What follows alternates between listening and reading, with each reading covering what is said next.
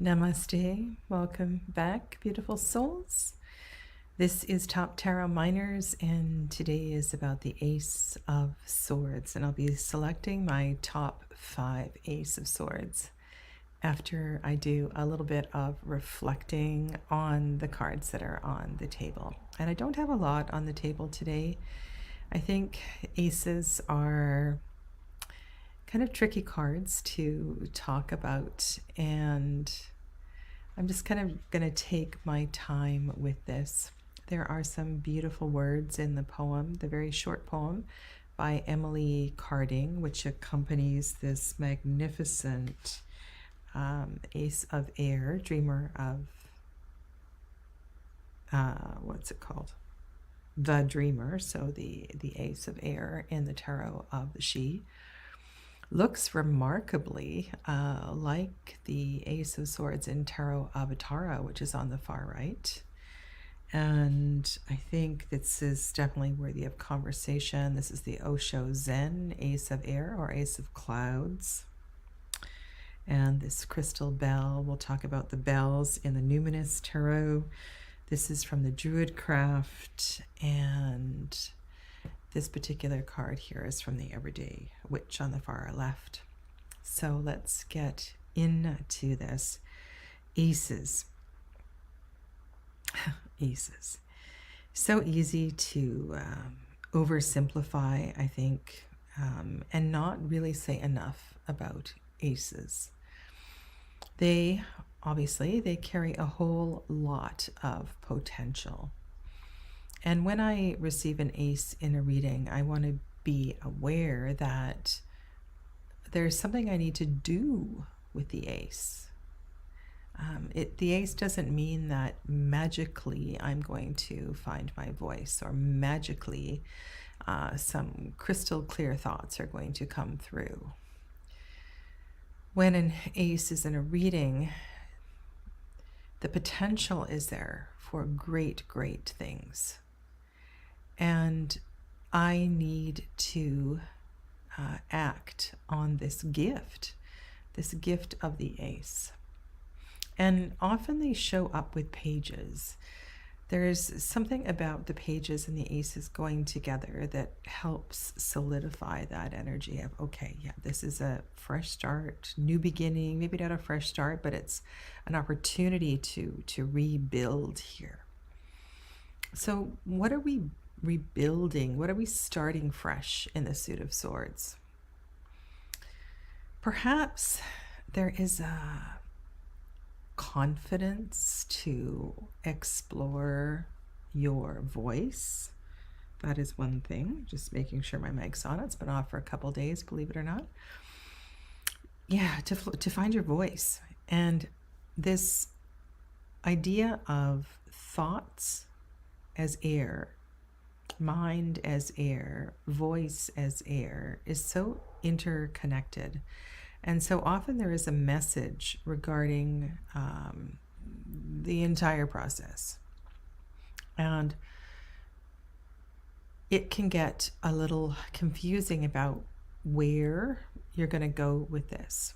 Now I won't say often, but sometimes there's a symbol of Agnya Chakra, the third eye chakra in this card. And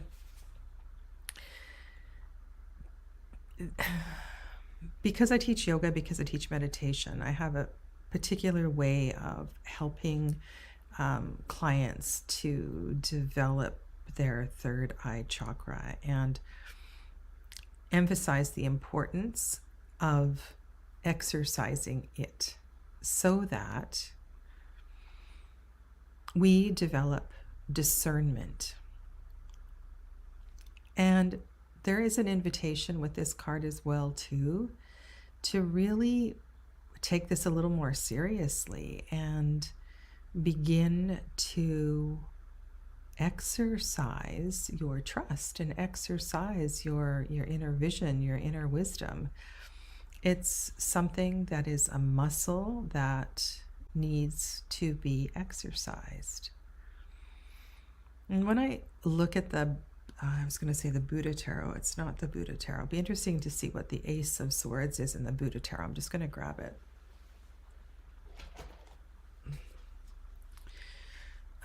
This is the Osho Zen Tarot.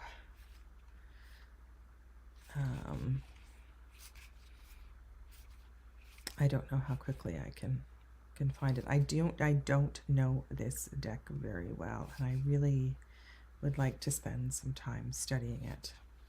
I'm just going to put it to the side. So let's just talk about the Osho Zen. Consciousness, or our ability to access universal consciousness is there, right? We are directly connected.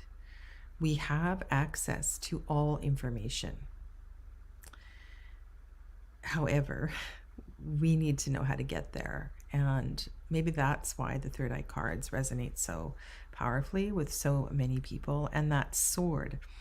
This deck is so powerful. I'm going to come back here for the Ten of Swords. It's an incredible card that actually pierces the third eye chakra. And it's a process, right? To clean and to clear and to activate this chakra so you can trust it more and learn to lean into it. And so I want to read you a poem. I love this book. Oh my goodness. Voyager Tarot Companion. This suit refers to the suit of swords as the suit of crystals, and the ace of crystals is called brilliance.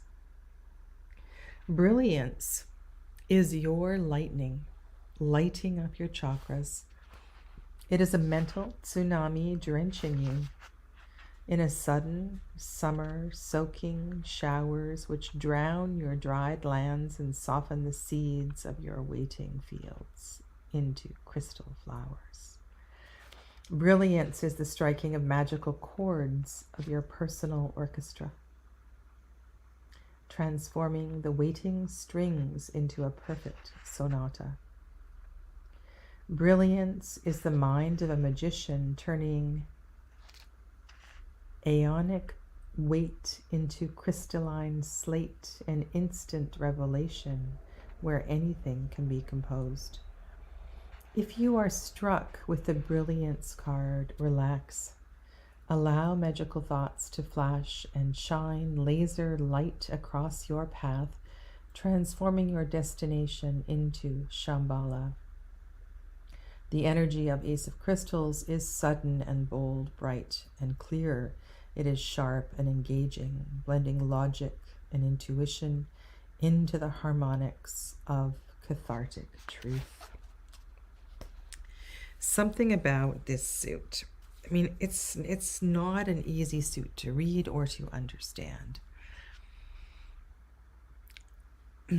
Sound, right? It's connected to sound. Listening, voice, and thought. The noise in the mind. The voice that we give to the thoughts in the mind. And it has an incredible power. The words have incredible power. Sound has incredible power. And sometimes we forget how sonorous words can be. And of course, words is an anagram for sword. It is the pen is as mighty as the sword. This kind of metaphor is really important to remember when you're working with this suit. Metaphors such as double-edged sword. And it is, of course, too, a weapon, as is the pen, as is the voice. And we need to be really careful with how we wield this weapon. It is almighty. And so I think at its highest potential, it has this ability to help us to focus, right? This whole suit is about focus, learning how to focus and to still the noise of the mind, to focus our thoughts, to focus our voice. Because the more scattered the swords are, the more dangerous they are, right? The bloodier things can get. So, often in this suit, we have butterflies, birds, feathers, and the way that it's very similar in the Druid craft. You can see just to the right, the blade, the arm coming out of the lake. Whether you associate that specifically with a myth or just that there's just something, it's almost like a resurrection. Reclaiming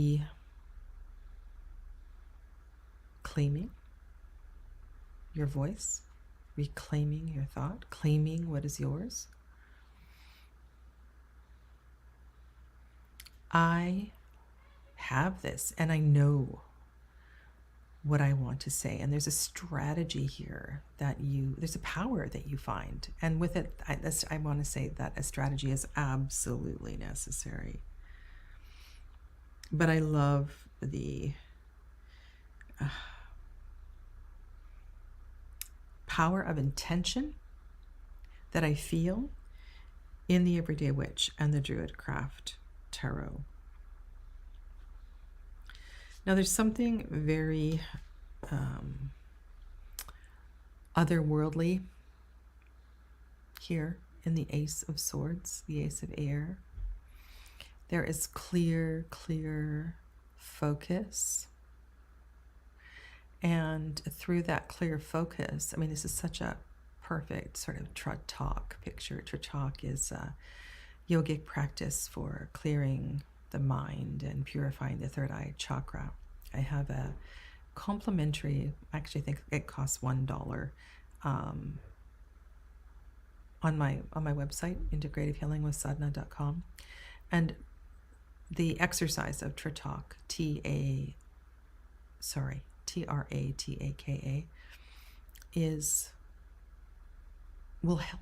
will help with this, will help with stilling the mind and clearing the mind. And this really makes me think of that.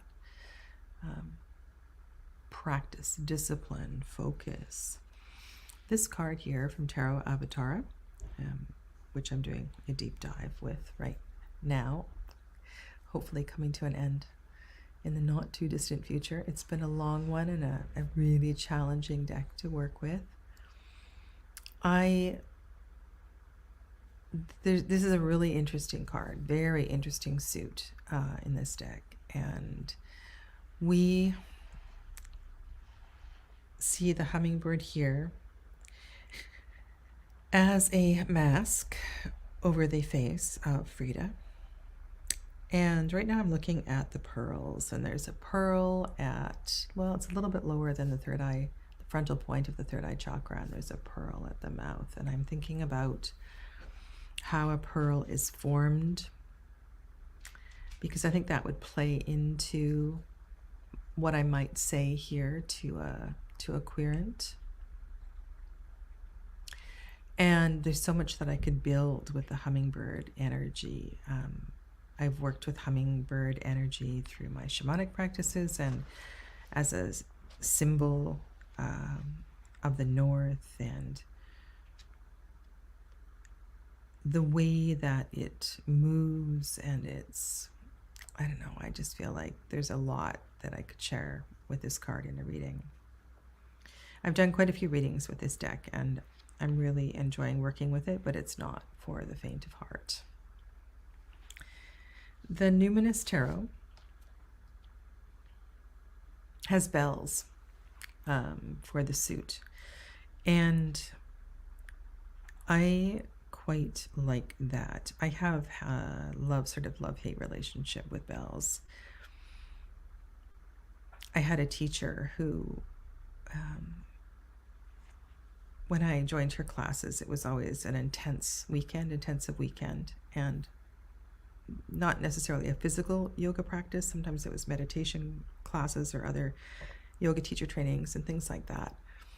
And yeah, pearls of wisdom. Hi, Arya. She had this little brass bell, and it had a really annoyingly high pitch, and she would ring it and ring it and ring it, and the amount that she would ring it would depend on the lower the lowness of the frequency in the room. It wasn't to wake people up. It was to shift the energy in the room. And it's sort of when I began to pay attention to sound healing and bells and the power of bells to shift frequency. I mean, I loved in my many, many years ago traveling in places like Bali and just beautiful sound chimes just would fill me with spirit. It's bells and wind chimes and healing sound baths, all that kind of stuff. It's just magic for the frequency of this element. One more thing I want to say about this is that, and it was mentioned in the poem, the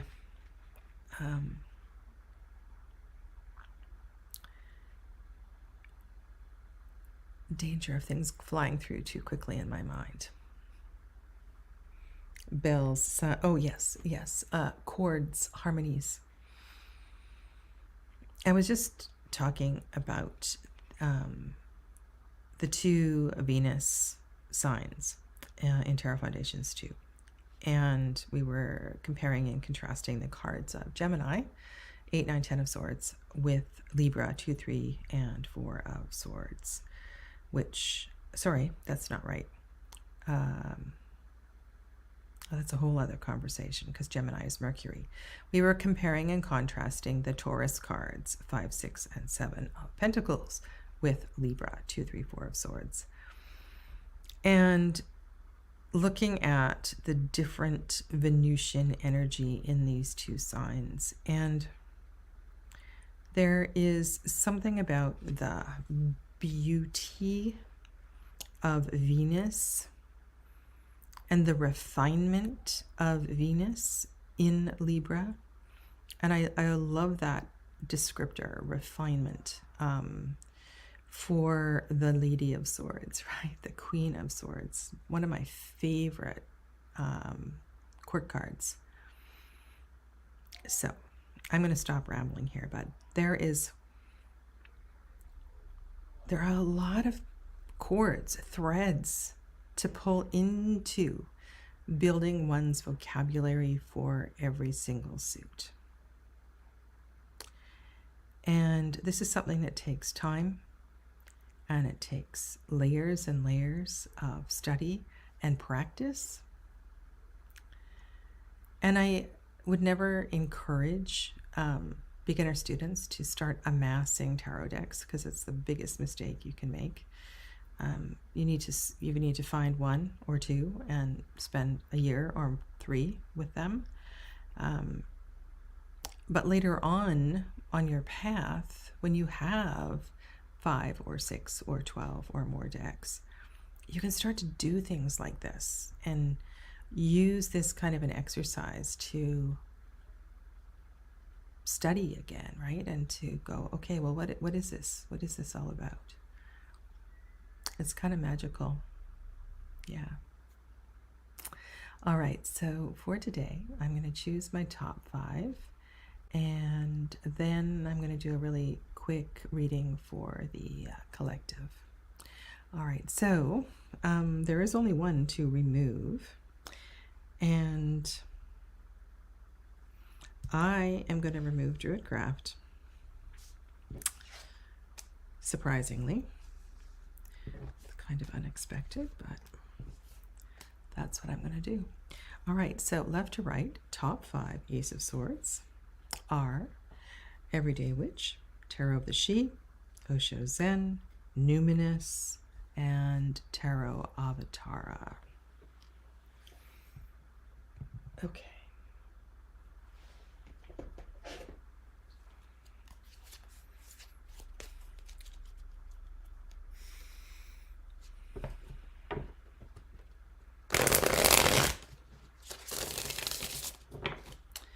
This discussion is being recorded on the 17th day of September 2024, And in a few hours, we will be in the energy of a partial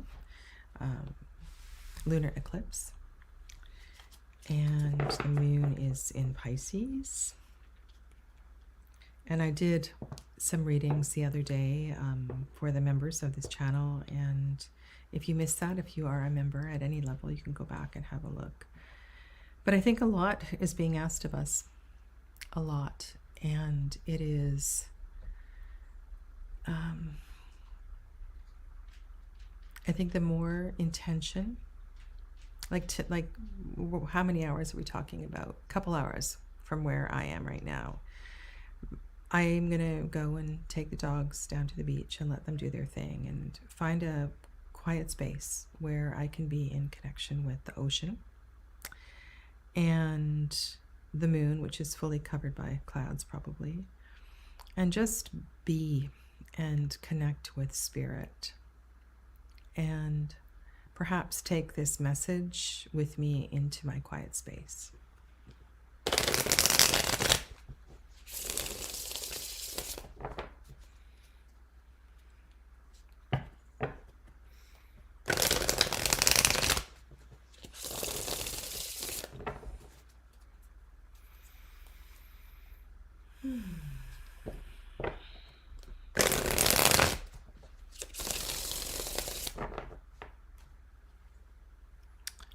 Alrighty.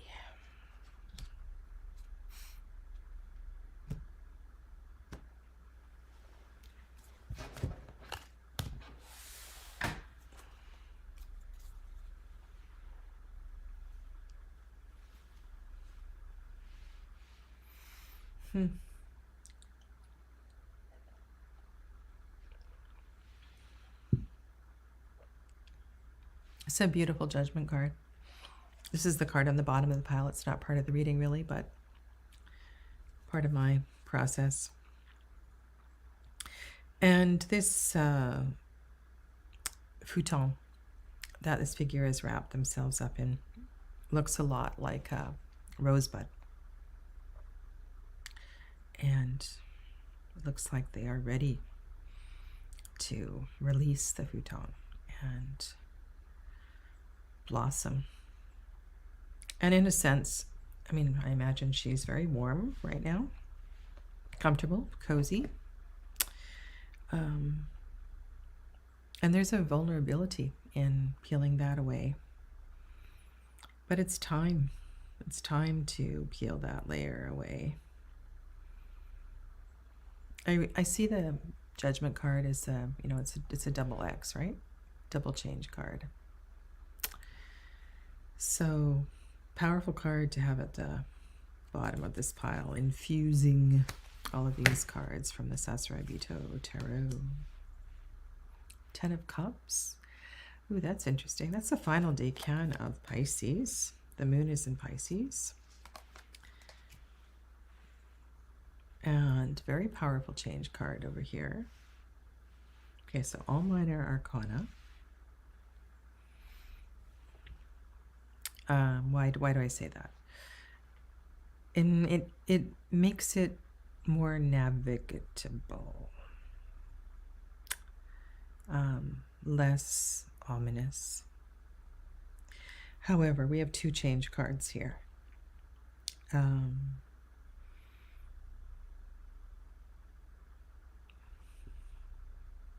I can feel my heart. So, and often I feel this sort of, and it's funny because my pulse doesn't change, but I have this energetic sense of a mild tachycardia. And that's what I was starting to feel like my heart is picking up. And that could be a response to, well, what is this change? And I don't know, it's difficult, but there are so many great forces around us at this time. And if we don't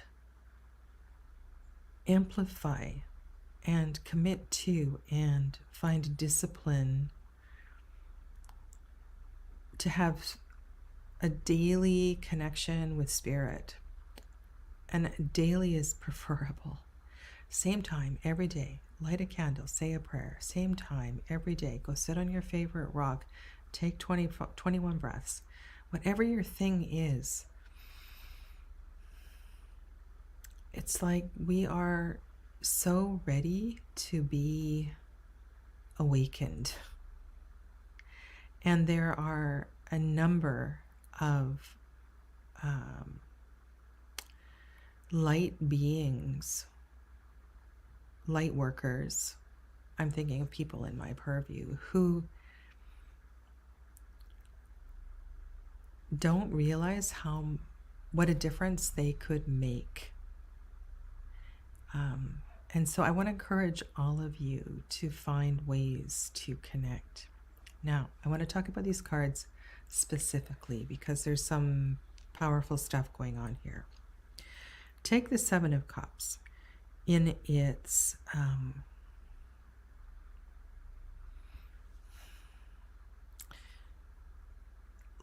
light, in its light side, as a card of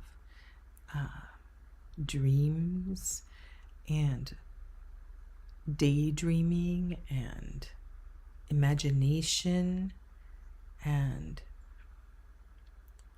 allowing yourself to create in a different frequency. So when you go for your walk in the forest, don't wear your earbuds. Allow yourself to get a little zoned out, mesmerized with the steps of your feet, right? The rhythm of your walk. Or amplify your breath a little bit in your breath practice or your meditation. Allow yourself to get a little bit, just a little bit buzzy so you can start to be in another space, be in another place. Because that's where the messages are going to come through. We have a full moon in Pisces, right? Huge water energy and this power of Neptune that is with us right now. And there's lots of other planets that are powerfully connecting to this story, but let's just talk about Neptune, right? Neptune, ocean. This water lunar correspondence is huge, right? It's huge. So connect with it. Maybe this means that you're going to put lots of candles in your bathtub tonight and you're just going to hang out there as long as you can until the water gets cold and be in this sacred space. Find whatever way you can to connect. As a change card, the Ten of Cups is full of water, right? It's the fullness of the suit of cups. Third decan of Pisces, an abundance of water, a saturation of water. It can feel overwhelming, completely overwhelming. But I want you to know that there's an energy of Mars in this card that wants you to go deep and do your spiritual work.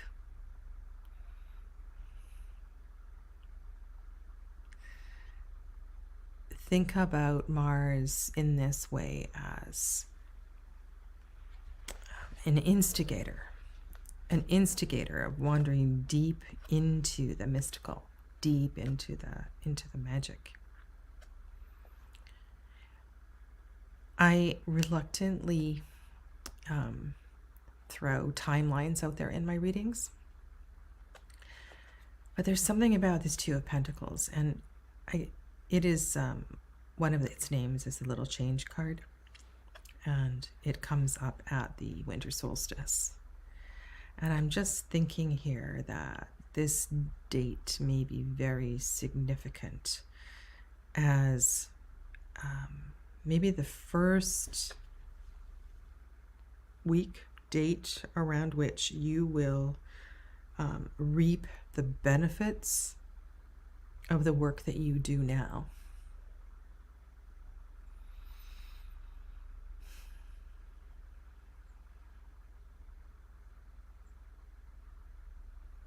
And the greatest gift you can give yourself through all of this is to not have to know. This is not about knowing. It's about making space for your spiritual practices and trusting that the work I do now has this infinite ripple cycle that is working in the background for my greater good.